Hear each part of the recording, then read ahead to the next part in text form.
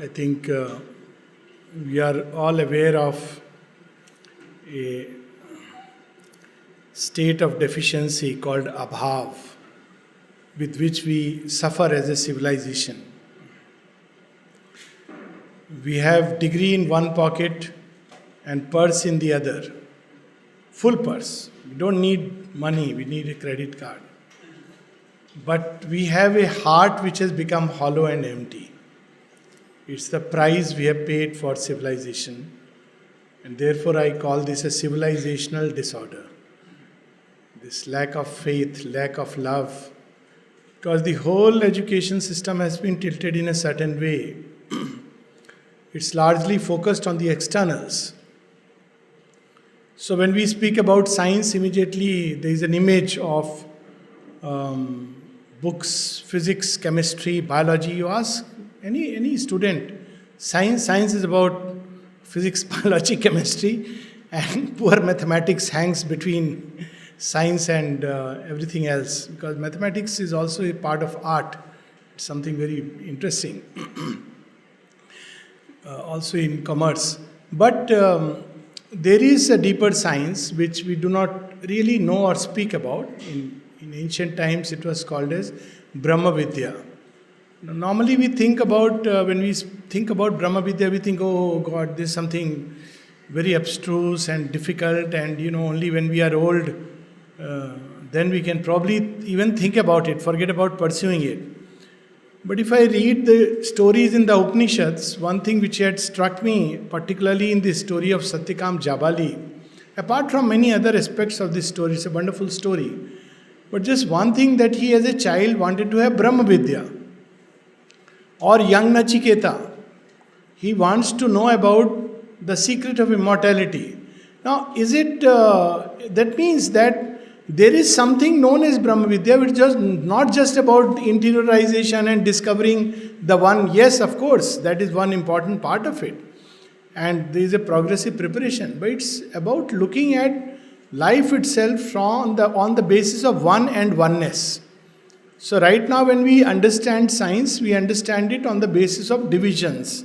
So there is this field of science, that field of science, this other field of science, and we somehow try to bring them together, and actually speaking, there is a lot of dissonance. For example, how do I understand my physical body and its biology on the basis of quantum mechanics? But there should be a meeting point. After all, if I can understand my body in terms of chemistry, why can't I understand it in terms of physics? If I enter into that territory, immediately we can say that just as there are two laws operating in matter, and there is almost literally two kinds of matter, one which we see on the surface, experience it through the five senses, and another which is like an undercurrent, or like a another terrain, which is very different, which is rather the one which is more important, which gives rise to this shape and form, and we don't know about it, which would mean that there is behind this body another body. Now, today probably we can talk about it thanks to modern physics, but still our textbooks don't teach it. Children don't know it. They don't know even their own body, and yet this other body which we do not know with our senses, just as we don't understand this matter only by the sensible world, this idea being sensible. Probably it's good to be a little bit insensible and probe inside and discover that there is another universe which is behind this physical, visible universe. The other day I was speaking about, the psychological forces. Now, the moment we bring in psychological forces, people often wonder, what is it about psychological forces? Now, just as we have physical forces, and these physical forces create physical structures. Why can't we, it's very simple, it's reasonable to even assume to start with that there are psychological forces which maintain our personality as it operates through the flow and flux of time. So it's important to know what are these psychological forces, how they operate. Let's take a simple example. Anger. Through the school we are not taught about what anger is, whether we should be angry or not.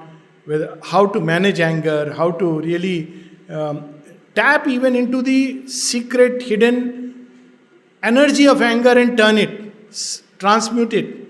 None of this is taught. So the result is that we know everything and yet we cannot manage our own life. In clinical practice, I have seen so many lives get destroyed simply because there is lack of control over this one thing called anger management. People don't know. The lives are destroyed. I have seen relationships fall apart simply because one or the other or both are very anger prone. Now, the Gita has given this truth so beautifully that what happens when we are angry.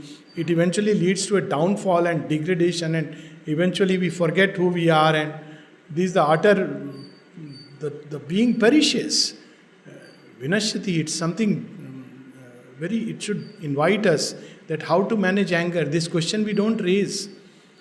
Even in academic forums where they discuss about Vedanta and Tantra and other things, people I have seen get very angry if you say that, look sir, your paper is not original, it's there in the Gita, at least you can have an acknowledgement. So there is anger. So what is the use of all this if we can't manage a simple thing like anger? Speech. I'm just giving a few random examples, a very, very vast subject. We don't know the effect of speech, and we are speaking all the time. For example, at one place, Mother speaks about malicious gossip and its effect. Now, in psychology, we do use the word something like negative role playing. I'm just picking up some examples because these are common things which we experience in life. Now, what it means is that if you tell a child you are useless, you are no good, badmash hai, then the child begins to internalize it and begins to play it. It becomes like a prophecy fulfillment. And we are doing it all the time. Let's say in our relationship. When we are criticizing someone, basically we are encouraging a certain tendency in another human being. And we think we are doing good. Now if we take the oneness paradigm, then we will not do it. We will do it in a different way. There is a very beautiful writing of the Mother in volume 2, one of her early writings. And there she says, whenever we encounter someone who is, what we may call as not a good person or even a wicked person, what we should tell that person or have, what kind of thought we should have. She says we should tell the person and have this thought for the person, arise, O resplendent one. It's amazing because it's based on oneness. Meaning thereby there is the divine presence in everyone. And I can bring it out. Perhaps by constantly reminding. See, that's what is the story of Valmiki. Put it very simply, he is a dacoit. And he has a hope, he is a murderer. And he is told that, look, there is within you this one. And he is suddenly surprised that there is something like that. Can I achieve it? Yes, you can achieve it. How do I achieve it? Concentrate on that. How do I concentrate? Take any name, any form, any symbol. It doesn't matter. But use it as an object of concentration, taking it that this symbol, this name, this object represents for me the one. So simple Brahma Vidya is. Then you discover the one. When you discover the one, interestingly you discover the whole creation. If you look at Valmiki's story again, what was his world? Ratnakar's world. It was he, his family, means of sustenance for which you have to, hook or crook, you have to somehow manage two ends. This is what is the, everybody's life by and large. If you see outside, that's what we are taught in schools. Skills and everything so that we can manage our life. Now Ratnakar changes into Valmiki. Look at it. Now his world is very different world. It's a world where there are gods, there are demons, there are different layers of humanity which are evolving through a scale, and he gives something that not only he, I'm sure he must have been looked after well in his ashrama, but generations after generations, right up till now, just by sharing the katha of Ramayana, people are running their households. Isn't it? Ramayana Katha Vachak. He has provided for a whole family which will come after thousands of years, and they will live simply because they have read the Ramayana and they can speak a little bit about Ramayana. It's amazing how this whole world changes. This is the empowerment that one gets by Brahma Jnana. So Brahma Vidya is not just about, how will I manage my outer life. In fact, one will manage one's outer life a lot better if we begin to understand things on the basis of the one. Meaning thereby, broadly speaking, that there is a science of division and there is a science of oneness. And slowly the world is already tinting towards this science of oneness. And we should try to bring it more and more into our everyday life. Meaning thereby that at the root of everything there is the one. Everything goes back to the one. Everything comes back from the one. Now it takes away the very sting of life from which we suffer. So take a simple example again, that when we do something, everybody does something or the other. And often we do something for this someone. Now, one is fine, but when we add some before it, we start creating problem. We are doing it for someone. And when we don't get back from that someone, we suffer. That I have done it for someone and we are not getting back from that someone. But if we do it for one, we'll get it back. Actually, we are getting back, not necessarily from that someone. And we fail to see it. Very interesting story about King Bhartahari. So he is like any other king, he wants to marry the most beautiful girl in the land. And that land is confined to Mathura and Kashi. So he marries the princess who is the most beautiful of those times, Pingala. And when the two are together, he is madly in love with her. So one day, in his land, there is a Brahmin who is praying, and Lord Shiva gives him a apple, and he says this apple can make you immortal. Whoever eats it will become immortal. So he says, I don't want immortality, I want moksha. But whom should he give? So he goes and gives to the king of the land. This king is a very nice person, he deserves to be immortal. So they give it to the king. Now the king says, but I love her. None of them had common sense. They could have just shared it, or maybe, just made an apple pudding out of it and shared in the whole kingdom. But we leave aside this lack of common sense in the story, but just the idea about the story. So the king gives it to his wife, that she's, what will I do by being immortal? She's the one whom I love and I should give my best to her. Now, secretly, the wife loves somebody else. See how advanced we were in those days. So the wife gives it to the man whom she loves. And the man has put a facade of love with this lady because she is the queen. This man actually loves a courtesan. So he says, I'll pass it on to her. And the courtesan loves the king. So she comes and gives it back to the king. Now you see, the story turns full circle. Now he is shocked. He traces the whole chain and he discovers the whole secret, and he has a vairagya. So he says, I don't want to rule anymore, and he goes to the forest. And it's a very interesting story that, he, of course, he's a great Siddha. He comes back, his wife later on follows him. He has to go back and pray to his wife and say, mother, and take prasad from her. So all this happens, but that's apart. Not going into the details of the story, except that incidentally Sri Aurobindo has translated his 100 slokas, and it's beautiful. It's there as the century of life, and it's one of the must read on human nature, on destiny, how it operates. And a lot of humor in it. Like, for example, one place he says, I have seen many animals who don't eat grass and don't have horns and they walk on two legs. It says, very, very incisive, very witty, and it's wonderful. He talks about fate, very interestingly, since we are at the subject, and it's how things operate. Again, he talks about fate, keeping in mind the law of oneness. So what does he say? He says that there is a snake inside, snake charmer has caught a snake and put it inside a little tokri basket. And the snake is very hungry, The snake charmers don't feed them well because, otherwise he can bite, and also they are always as if drugged. So he's very hungry and he's praying to whom? To Lord Shiva. Give me my food. I am inside this. Outside there is a rat who is also hungry. See how Shiva and Ganesha are conspiring with each other. So Ganesha is also hungry. rat is also hungry. So he is also prays and he sees this basket and he says, wow, this is wonderful. I can, really something to eat is there. So he gnaws the basket and eventually frays the wooden network and then he enters, thinking there is a food. But actually, he is the food. And the snake eats it, gets the strength and escapes. Now it's a very amazing story. It's not just a story, but it reveals a very secret truth. One of the truths, for example, the Upanishad gives is the eater eating himself is eaten. It's a very profound truth. Another truth is hunger, that is death.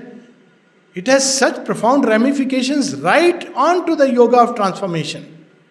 Because if we go to the roots of hunger, what really is hunger in any form?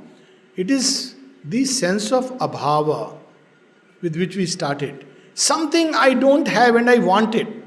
At material level, it is food. At lower vital level, it is ambition, achievement, acquisition, possession. At higher vital level, it is emotions. I want somebody to love me, hunger. At an intellectual level, it's always the imperfection, the error that we encounter in life which we want to perfect.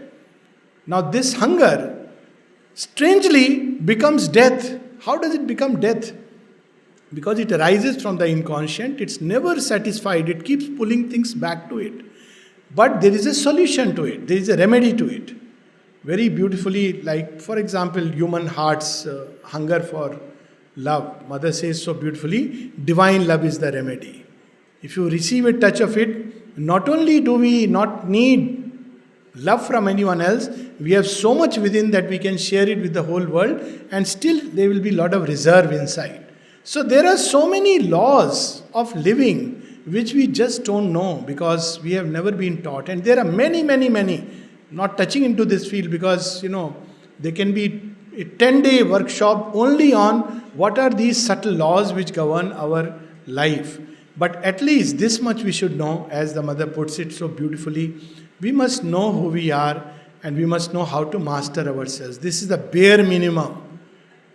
By mastering ourselves means how we think, how we speak, simple things, how we feel, and it has repercussions on the world. When people would come and complain to the mother, the child is very naughty. In my classroom, children don't listen.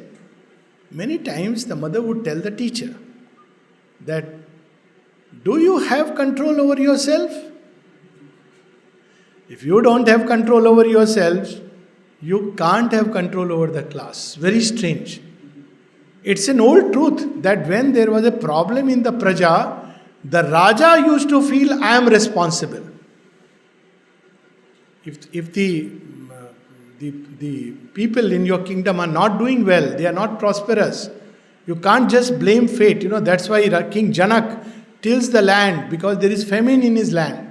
So he says, I am the one who must take the lead. And then, yes, of course, Sita comes and the whole kingdom becomes prosperous. So the whole story is about that if you are a leader, it's important, incumbent that all those who are working with us, who are within our fold, I take responsibility. Now, look, in this paradigm, the leader doesn't take responsibility only for the success, but he takes responsibility also for the failures. That's the sign of a true leader. Whereas a sign of a modern leader is, I am responsible for all the good, and you are responsible for all the evil that goes on. So there are so many things we can discover if we begin to enter into the law of oneness. Another interesting thing which is an offshoot of this law of oneness is the law of sacrifice. The law of sacrifice is that whatever we give into the universe will come back to us, and more importantly, it goes into the cosmic pool. It's not just meant for one person. It is because we are all connected with each other. And that's why if we make one little shift within ourselves, it has a repercussion on everything else. And then equally, things come back, and in proportion to what my need is. Like very often people say, I am honest but I didn't get money. Well, premise is wrong. The reward of honesty is not money. Was I trying to be honest so that I get more money? No. As simple as that. Now to get money, what should I do? I must respect the force of money. I must understand the force of money. Again, live by the law of sacrifice and oneness, which means don't hoard money, but circulate it. So if we respect this law, money will increase, and simply because people know this law, that they respect the force of money. Law of time. If we respect time, time begins to respect us. So there are so many things just at this one level, which if we understand, life would change completely. But as I said, it's a tragedy that through our entire education system, we are not taught this. Parents don't teach us, schools don't teach us, and the whole society is organized in such a way that we live in a whole world of avidya. But not going more into it, equally there is an art of life. Now, what is the art of life? See, art is about beauty, and beauty, if you look at it, is about harmony and rhythm, colors. You may have a very beautiful color, put it not in sync with the rest, and it looks like a blot. You have sound, a note, very beautiful note, but put it not in sync with the rest and it becomes noise. So there is a rhythm. So life has a rhythm. Everything can be tuned to the highest rhythm. Right now, our rhythm of life is tuned to what, if you take a yogic terminology, to the rhythms of lower nature. Even that it is not tuned. It's that rhythm is broken. And if we really observe our body and observe our life, everything has a rhythm. And if we discover this rhythm and tune it, probably we'll save a lot on doctors' bills. And in addition, now doctors' bill reminds me of another law. It's the law of insurance. When mother was asked about insuring things, she said, it means I'm not in favor of it because it means there is lack of trust. It's a very, there is an undercurrent of doubt. What if this happens? What if that happens? If there is doubt, by all means get insured. But also we are actually, by that process, actually creating the possibility of the event happening. So it becomes a self-fulfilling, self-justifying prophecy. So these are so many things. Similarly, if we get into the rhythm. Now, one simple example of rhythm. Again, each of these is a vast subject. Take, for example, the seasons of life.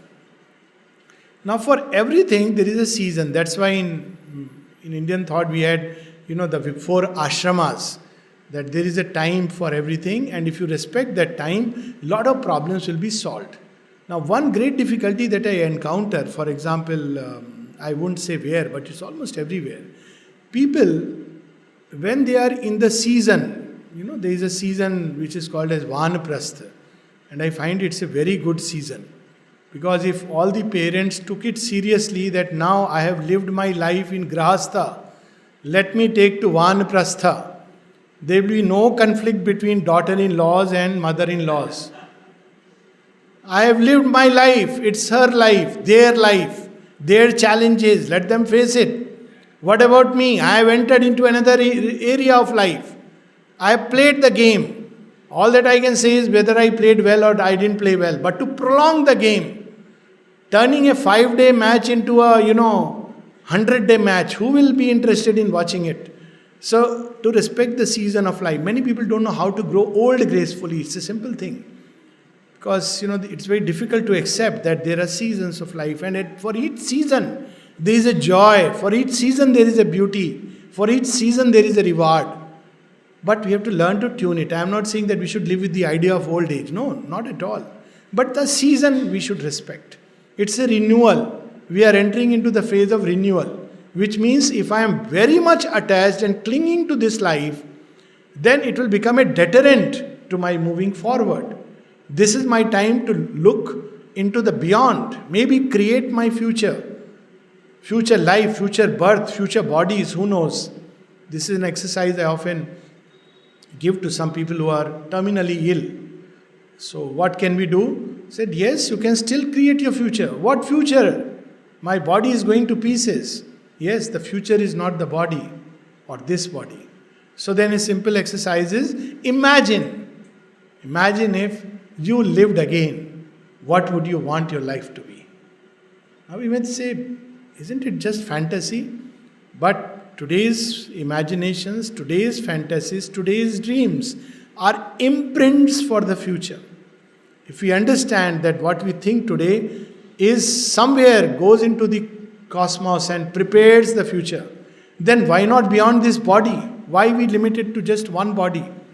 So why not we imagine what life should be, would be, for me, for this earth, for this world? But instead we indulge in morbid imaginations, not knowing that God has a secret plan somewhere, that suddenly Kim Jong, with all its fangs, may suddenly retract and say, no, I want a peaceful world. It can happen. Why not? Let's think of beautiful things. It will create a future for myself and for the world. So this is the rhythm of life for every age. Now, if a young person does that, it is out of sync with his season.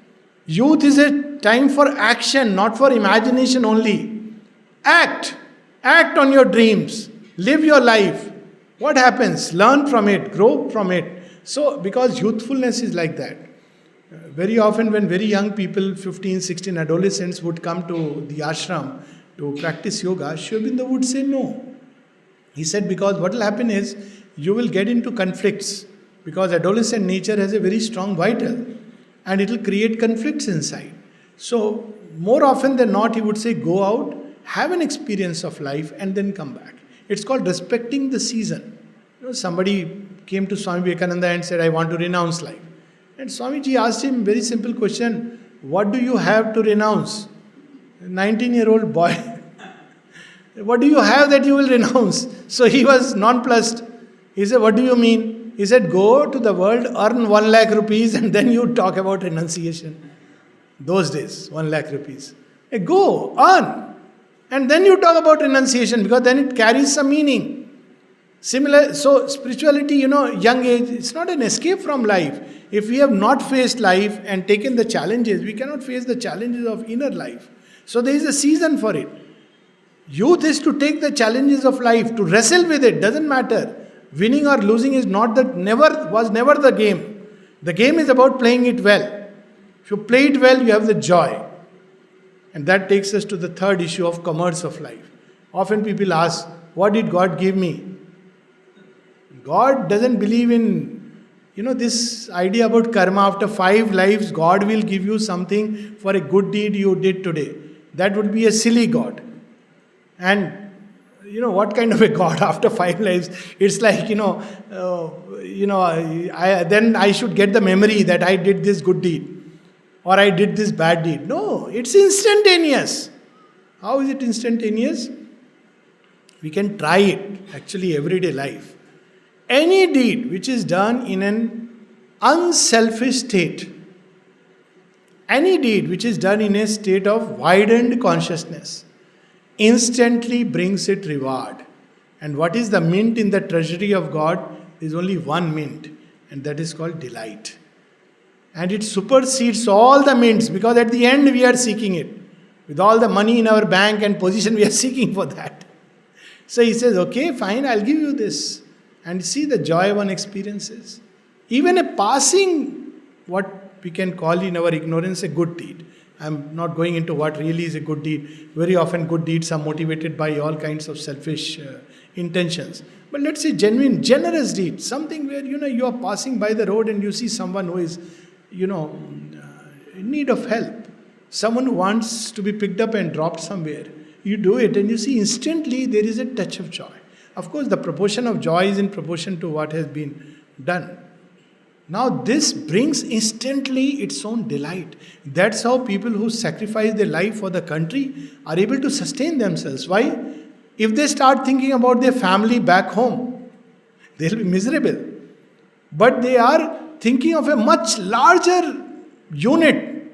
It just gets instilled into the mind of a soldier that your nation's honor, this is the code for the soldiers, that the honor and safety and good of your country comes first, always and everywhere.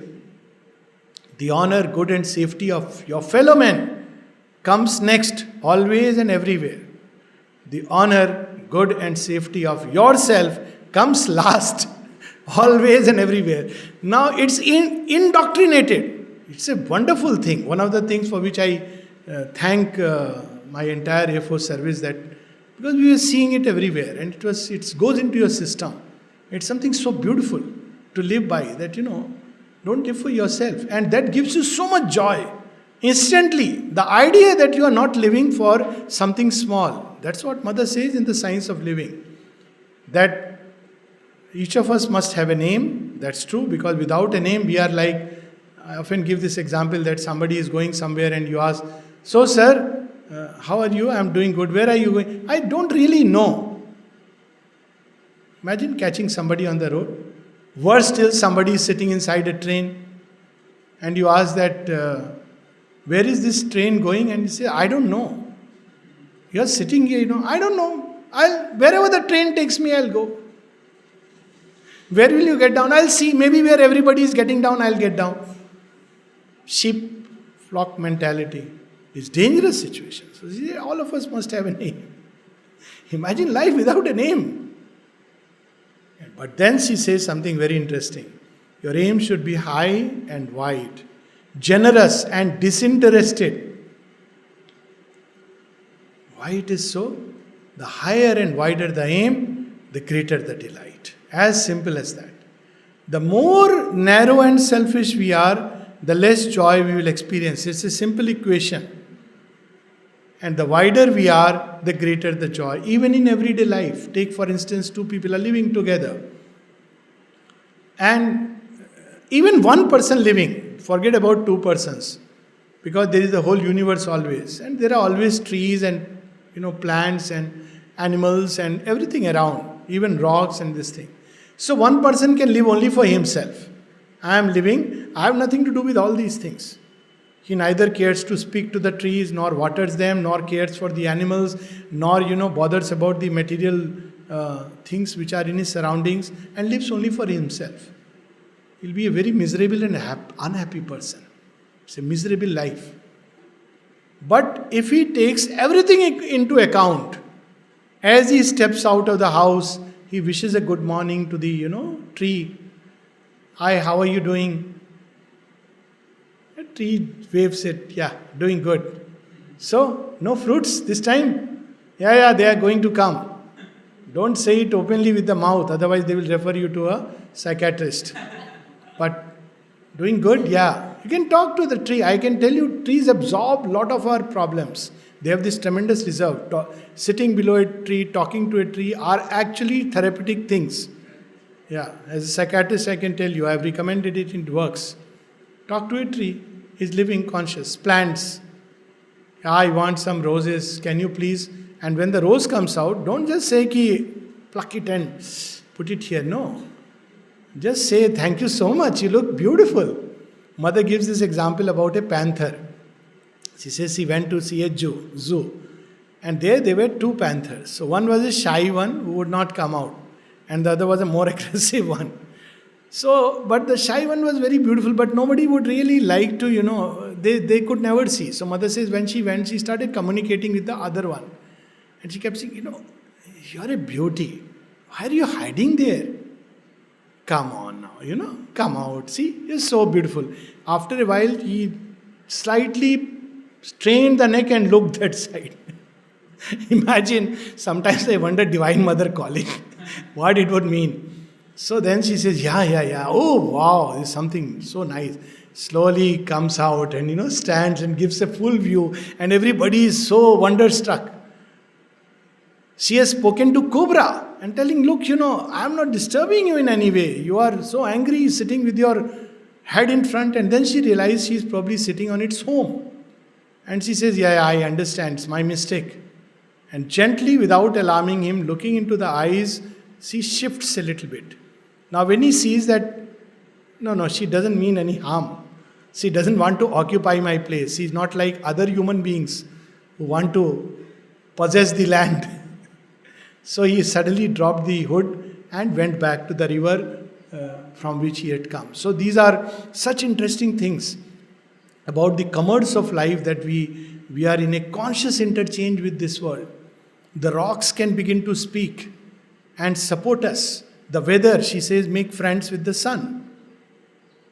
Everybody in Pondicherry, oh, it's so hot. Now, how does it help? Even if you put an AC inside, you will have to step out. How does it help? But she gives us another way, make friends with the sun. So, and nowadays this kind of advertisement is coming very interesting, that they are making these so-called inanimate things more and more as if they are conscious. Like the son tells this boy, all the time everybody praises Chanda, Chanda, why not me? Similarly with the reverse, with everything, we can make friends with all of them. And then they will begin to deal with us as if we give them real respect and we treat them as conscious being. And this is so important, to deal with everything as if it's conscious, it's an expression of the one. Mother had a contract with material nature. So there was a time when she would ask people to count all the flowers, and people asked Mother, isn't it a very boring exercise? Every day we have to count all the flowers. Mother, we have enough flowers. She says, yes, at one point they were not enough. No, Mother, but now we have enough. She says, my child, this is my contract with material nature. Material nature has promised that she will collaborate. I want to see whether she is keeping her word or not. Strange interchange of life. This all the time we are interchanging. Laws of interchange are very important. Nobody teaches us this, and one of them is that we begin to grow in the likeness of one whom we love. That is the whole basis of bhakti. Very powerful law. I don't know of any law other than the law of sacrifice which is more powerful, direct, simple and straight than this law that we grow into the likeness of one whom we love. As simple as that. Nobody is telling us don't love. Love is a very powerful, love is creation itself. But be careful, because you will grow into the likeness of one whom we love. So beautiful, such a simple thing. Law of association and interchange. When we have friends and we all socialize, but we take it casually. What is there? I've just spent few hours with a person. And those few hours means a lot of interchange of material. Especially if this interchange takes a sexual form. Because there is a very deep, intimate relationship. And things pass on from one to another. That was the ancient basis behind keeping one partner. It had nothing to do with morality. It's not about morality and do good and don't do good. It's simply that you stabilize in a certain kind of interchange in a relationship over a period of time. So you have become one unit in a certain way. Even if you are fighting, you become one unit. But at least this keeps you within a certain range of safety. Of course, there is a truth of the other side also. But these are subtle laws which we need to understand, and this is another kind of commerce which is taking place all the time. And creation gives back to us in ways which we can't even imagine. I mean, we don't know why we are keeping healthy. Could it be that, I'll give you an example of a cat. Cats are very sensitive to vital vibrations. Now, once Amal Kiran had a cat, and once some people killed the cat. There were people who eat cat, and they have a very gory way of killing a cat. So it's not worth remembering. And then he goes and tells mother about the cat, and his wife is very unhappy and says, my child, the real reason, she means wife had a desire for a big house. This desire was very, very strong inside her. And the cat took it upon herself. This desire was inviting all kinds of forces, which was leading to illnesses. And this cat took all this upon herself. And she died. She gave her life to safeguard what we can use the word master. They absorb a lot of such things. And we think it's just a cat whom we are feeding. They return back in strange ways, which we cannot imagine. Because I am taking the example of cats because cats otherwise don't give anything back. Cats are not friendly creatures, unlike dogs. Dogs will give a lot of emotional return, but cats will very often remain shy. I can tell you both because I have both whom I interact with. So cats will not come out and they will not much play with you unless for very long time they begin to stay. Otherwise they are basically private creatures. But they are very sensitive to what's happening to you. and they just take it on themselves because that's how they express their gratitude. So there is a whole way of dealing with creation, like a secret commerce of life. Morning when we get up, we can just thank the day. That's why these things. And at night, once again, thank, seeking protection when we are sleeping because we are going to interact with all kinds of forces. So this whole uh, world which is waiting out there to be explored. And this whole world is based on the truth of oneness, a different science. And the Gita hints about this science when it talks about the Ashwath tree. If you want to understand creation, go to its roots. Roots are not in matter, but roots are in the Brahman above. So this Brahma Vidya is not just about knowing myself. It's about knowing creation, but knowing creation as the divine knows it. Let me close with this one single law, which comes from that and very interesting. We all know Isha Upanishad and how it starts with. It gives a very profound law. It gives many laws. One of them is how to be free from grief. So it says if you see the oneself everywhere, you are freed from grief. Very strange. But yes, it's so true, so practical. Psychologically, so reasonable law. And it starts with one law. Ishavasyam idam sarvam yad kincha jagatyam jagat. Everything is for the habitation of the Lord. Everything that is in motion, from the quasars to the galaxies. And then it gives a very profound law. It says, Tena tyaktena bhunjita. By renouncing, you enjoy. Nowhere we have heard about it. Isn't it? We associate renunciation with pain. Oh my God, I have to leave this, I have to give up this. But what is Isha Upanishad saying? It's saying, by renouncing, thou shalt enjoy.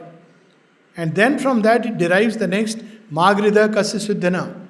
What is the point of trying to possess another person's acquisitions? See, it goes in sequence.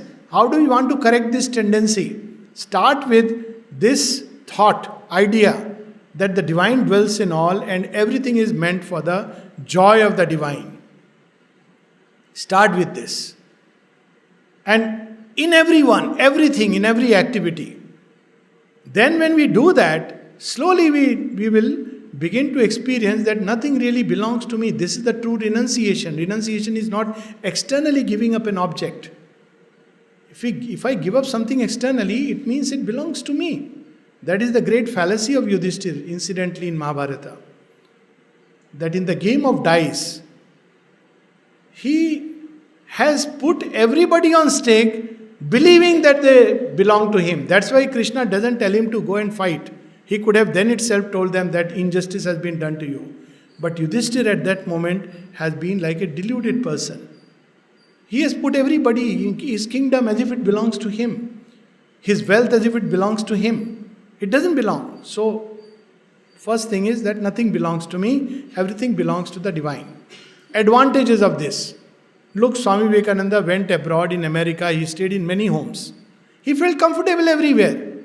He's a sannyasi. Those days, everybody treated him as if he is a person from the household. He would stay 3-4 days. Same thing in India. Despite language barriers, despite everything, how he could feel that intimacy? Because he was living in this sense that the one Brahman is everywhere. So it was not home of X or Y or Z. It is the Lord's home. The lady who is treating him or greeting him is Ma Annapurna. Now, if you live with that state, why would you want to possess and acquire anything and limit it? Because the whole creation belongs to the Lord, to whom you belong. And by default, wherever you go, whatever you need will come to us.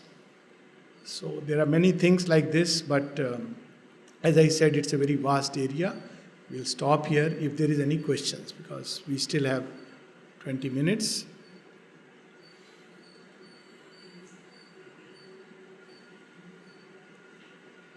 Karma, you said there is nothing, what I understood very long, something said about karma. So we always Okay. believe that because of the karmic things we are here, the grace also comes. Yeah. So are you negating the karma aspect? Yes, I'm so glad you brought it out. The law of karma. I actually, it is so well known that it just went off the handle. The law of karma, as it is understood, popular notion of karma is that if you gave 100 rupees to somebody, in 5 lives back, today you will get it back from the same person, today or tomorrow, one day. Now, what is not mentioned is whether you'll get it in the same mint or whether there'll be interest over it. Say, if you are given 100 rupees 5 lives back, then today when you get it, you should get some lakhs, no? Because it must have increased. I'm just joking, just to keep the humor. So, and to show the absurdity of it all, because many people literally believe in it. The law of karma as reward and punishment raises many questions. Why Pandavas had to suffer? Pandavas were nice guys. And if they were evil in some previous life, how come they were so good-natured? They became saintly. Equally, Duryodhana lives a prince, born a prince, dies a prince. Though we all know he is a wicked fellow, at least a very ambitious fellow to start with, and he has done some wicked acts, but may not be outrightly wicked, but he was definitely a strongly ambitious fellow, borderline personality, who will threaten suicide, who gives orders to, disrobe and do whatever with his own sister-in-law. So that kind of a person, he enjoys life outwardly. Now, this is the external aspect. So, why was he enjoying? So, according to this typical law of karma, maybe he was a very nice person in previous life. Okay, if so, how he became such a degenerate in this life? Also, there are other issues in law of karma, double punishment and double reward. First you are roasted in hell, then you are roasted on earth. First you have the reward in heaven, and then you are rewarded on earth. Third problem with this popular notion of law of karma is that reward and punishment is only seen as if money and externalities, as if God is also valuing these things. So if you are a good guy, he'll give you birth in a rich family. The Gita doesn't say so when it describes the law of karma. It says if you have done karma, same karma in a state of tamas, you will have delusion. Even if you have given dana, you have given gift, indiscriminating gift, leads to delusion in the person who receives it and the person who gives it. And it applies to all levels of gifts, including the gift of knowledge, which is the highest gift. Give this gift of knowledge, oneness, to somebody who is not ready. He'll say, wow, God is everywhere in everything. Now I can kill anyone. Na jayate mriyate vakda. It's not ready. It will cause delusion. Rajas. You give a gift in a state of rajas. It will bring sukh and dukh. Nothing to do with palace and money. Do it in sattva, it will bring prakash, light. Do it in a spiritual consciousness, it will create conditions so that you can come nearer to the divine. So karma, law of karma is intrinsic. It has nothing to do with external things in one's life. Now intrinsic means what? We are on an evolutionary trail. And karma is the evolutionary mechanism. Karma opens the path, this way, that way, because karma implies a choice. Karma applies not only in action but also in thought. Our thoughts, feelings, will, impulsions, and eventually external action are the result of a combined choice which our totality of our being makes. So long as there is conflict, there are contradictory wills. But once we decide, there is a choice, and we can't give anybody else responsible for this choice. I have ultimately chosen it. So it's about autonomy and responsibility. What is the result of it? Intrinsically, we will either grow faster, we'll grow slower. We'll temporarily have a setback. We may deviate from the straight road. Eventually, everything will reach there. But the road that we will take in our journey toward the one is what karma implies. It has nothing to do with reward and punishment. But God does give reward. That's what I was mentioning. And it's instantaneous. You see, people ask sometimes that, अच्छा आश्रम में कुछ miracle होता है? People have an idea about. Tell me about some miracle that happens in the ashram. So once I was, humorous state, I said, see, a lot of miracle happened, but let me tell you one miracle. So what is that miracle? Person feels what happened, some dramatic story.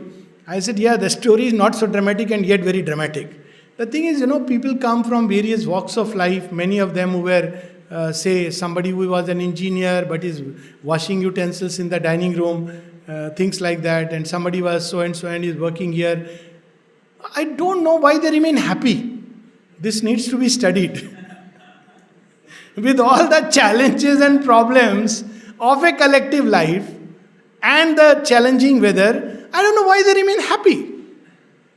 You take this survey. I can tell you that there are some always, people who complain. But very interestingly, I'll come to that just in a moment. 90% of the persons, I can assure you with now 15 years, 16 years, maybe I am constantly staying here and earlier my association, 90%, I interact with all kinds of people, not just, select few. 90% of people are inwardly happy. They have nothing. Many of them are staying in a room, small room, they share a common bathroom. They are eating food in the dining room every day. Okay, it's prasadam for us, but many people can't take it. And one can get bored, technically, so to say. Same food. They get clothes from prosperity. And most of the time for women, it's like, typical Benji style clothes, And for men, it's like, you can ask for pajama. What I mean is, people want to wear something different and new, and there is nothing wrong in it. But all that I'm saying is, but they are happy inside. There are some who complain, but there also have a take. Sometimes when somebody complains so much, so I say, give this suggestion, it's such a horrible place. How about trying to go somewhere? No, why should I go? Something you are getting which you are not acknowledging. If you really see, something you are getting. And those who have some very few percentage, they have gone away. And they become miserable. I know this also from, I met people and it's because this, then you realize what you lost. So what are you getting in the ashram? What miracle? I don't know. I have learned to be happy.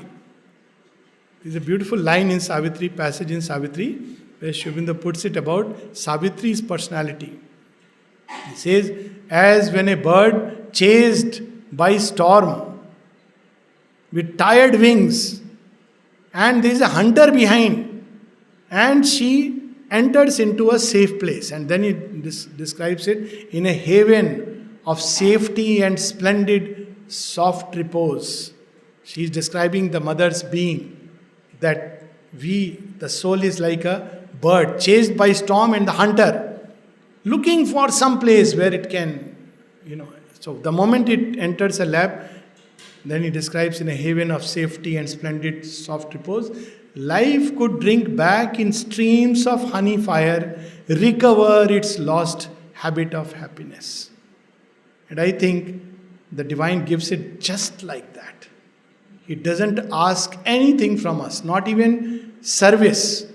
You touch him, you think of him, you come near him, you love him even this much, and he'll give abundantly the delight. So, essentially, the reward that we are seeking in life, which we get instantly, comes from the divine. Karma is about evolution, the path we will take.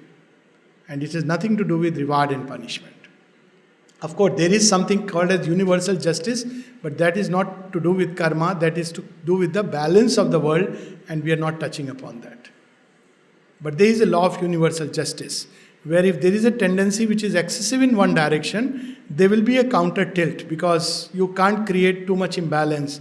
So that's why wherever there is very often people talk about, for instance, some time back, and I am very vocal about these things, saffron terror, this term had come. Now, even if there is something like a so-called saffron terror, it would be a counterbalancing tendency to another kind of extremism. And if you keep that, this is going to be there in some way or the other. It will balance. If you really want to take it away, take that out. Because otherwise there will be imbalance. That's how it had started. So we must understand it's about the law of balance. It's about determinism, universal justice. And it can sometimes come to an individual. If an individual is extremely aggressive and like Genghis Khan and, creating havoc on the world, there will be a universal recoil. But this law of justice doesn't apply to our individual life that I took 100 rupees and I have to give back 100. It doesn't mean that we should take 100 rupees and not give back. For God's sake, it doesn't mean that. Charvak Siddhant. Because if we do that, we will not have the joy of it.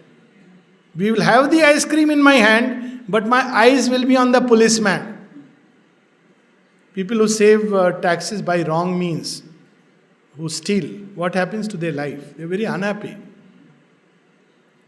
Yes, anything else?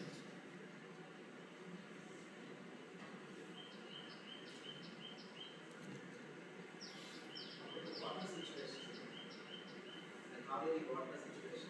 There seems to be farmers happening In which? between Karnataka and Tamil Nadu. Oh, between Karnataka and Tamil Nadu. Good. Yeah, so anything which is based on division is falsehood. Let's put it like that. And this will continue till we learn that we are one family. It's not only about Karnataka and Tamil Nadu, it's all over the world. What is necessary is some individuals on either side who can say we are one family, let's share it. After all, the farmer dying on this side or that side is my own being. We don't have that consciousness. And right now, unfortunately, many of these states, they are living with this idea that me and my alone. It will collapse if you live life like that. You are cutting yourself from the vast universal current. Look at it. We are entering an age of globalization and internationalism. And in such an age, to come back to my language and my people is anachronistic. It had its meaning at a point of time. And it's everywhere. Maratha Manus, everybody should know Marathi. Same thing. Hindi. No, it can't be. You are living in a different world altogether. And it's a regressive thing. What is the solution? The solution is that there are several ways. I don't know how they have calculated. But you can actually literally calculate that how many farmers, how many people are there, what is the requirement of water in both sides, and then you distribute. Another solution is, which is a long pending solution, which has its plus and minus, but I am more in favor of it, is the interlinking of rivers. But of course, this is another kind of issue which has to be. Third solution is rainwater harvesting. So many things we can evolve based on oneness. There is so much pouring down. Fourth is that learn to conserve water. All these are a package. It's not about let me get more water and then I will throw it off.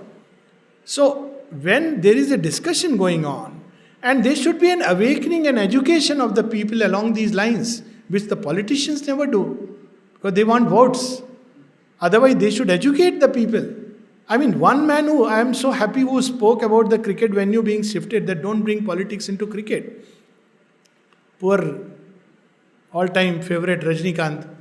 How much flack he got from everyone. I mean, he's right after all, that don't mix these things. What are you really achieving? Now, when you have a cricket being played in Chennai, what are you bringing? Revenue? You are bringing in job, people, lot of hawkers, everybody. You have not bothered about it. Has it helped into the water problem being solved? No. So this idea, there has to be a solution, nobody can deny it. But the solution should be based on oneness and not based on division. So this is how I look at it. Of course, one can go into its nitty-gritty and what are borders? This is becoming anachronistic, yeah. So when we talk of oneness, Yes. so this is a very broad thing about boundaries. Yes. So what I, in my personal life, every moment there is a struggle. I'm not able to see this oneness at every point of life. Yes. When I go to the Samadhi, when I hear Aloji, this oneness knowledge remains with me. Because it is more like a knowledge than an experience of my being. So what I request you, if you can give us some simple tools, Yes. how we can practice so that oneness I can Ve- see with my Very good this question is, yes. And then when I broaden this oneness, I can see from my family, from my cousins, from everybody, it can go to my city, then to my country, then to everybody. Very, very good and practical question, and I can give you only one suggestion because that suggestion is what I try to practice. The host of suggestions. It's just to see the mother in everyone. And to just try practicing it several times, the mind will deviate. Sometimes there will be strong currents, let's say of anger or misunderstanding and confusion. You will also lose the handle. You means any of us will lose the handle. But later on, we should get back. So it's okay initially because as the Gita puts it, even the mind of the sage can be troubled by these storms. Let's be realistic. Yoga is not like, okay, from today I am a yogi because I have joined an ashram. It's a lifetime's pursuit. But every time it goes, if the compass is right, that this is where I have to go. That's why the first thing should be goal. Why am I pursuing spiritual life? When mother was asked, tell me something about yoga, she said, first question you have to ask is why you want to do yoga. So am I doing it to satisfy ambition? And now I'm talking in general, and then I'll come to the specific question. Why am I doing it? Is it to get some powers? Is it to become a Swami? Is it to become a guru, yogi, etc., etc.? Even to help humanity? None of these is sufficient basis. Am I doing yoga because I want the divine for the sake of the divine? Now, once we have this, then naturally we will keep reorienting. So we should have become like that GPS. Whichever way you deviate, it gets you back because you have punched in the goal. That's why mother gives a very interesting solution. The goal, the aim should be like a bird that hovers all the time over you. I lost my cool. Okay, it was a moment. Now, people often forgive it. No, that's not the point. Or some people, oh, that person did this to me. No, the fact is I deviated from my own goal. So what do? I gather back, remind myself that look, I have to be more conscious. I have to be more vigilant. And this way, I have to be more sincere. How to become more conscious, vigilant and sincere? Ask the mother. Mother, yesterday or today, mother, few minutes back, I lost my cool. I became angry. Very interesting. I am just reminded of very interesting. Surendra Johar, one day he was in a lot of, disgusted mood, and he went to mother, and mother said, so, how are you? He said, mother, I'm in a state of disgust, revolt, disappointed, depressed, despair. So mother went inside, she brought a dictionary with her. She says, my child, in my dictionary the words are cheerful, happy, confident. So, within a moment, he was changed. So, what she did? She reoriented. So, we have to remember the goal. I think one of the very beautiful things that the Upanishad says, remember the goal. Even in Savitri, when Savitri is given a program, the voice replied, what is the first thing of the program is, remember why thou camest. This smriti all the time that, Vayuranila amritam ashedam bhasmantam shariram om krato smar kratam smar. There are many ways of understanding it. I am very down to earth practical man, so I look at it very practically. Krito smar kratam smar. Remember what you are doing. Remember the will. Rest all will pass away. Vayuranila amritam ashedam bhasmantam shariram. It will all pass away. But what will stay with us is the goal. So I think what is important is to remember the goal, if possible all the time, whenever we deviate, to bring us back, reorient the GPS. After a while it become a natural corrective. Offer to the mother every time we lose the memory, and as a practical process or method to try to see the mother in everyone, even in somebody whom we outwardly don't like at all. Because the truth is that the divine presence is in everyone. It takes a lot of courage, perseverance, grace, long time. But eventually we will reach a point, vantage point, after which it will be a smooth sailing. Just this one practice.